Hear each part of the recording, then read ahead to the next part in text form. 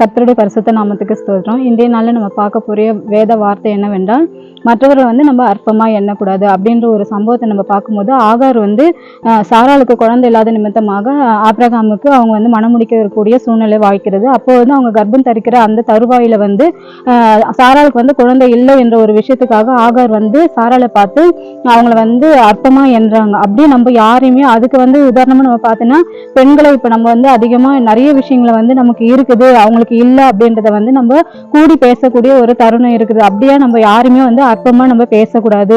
ஆண்டவர் எல்லாரையும் சமமா பார்க்குறாரு. அதே மாதிரி கீழே இருக்கிறவங்க மேலே இருக்கிறவங்க நம்ம பிரிச்சும் பார்க்கக்கூடாது.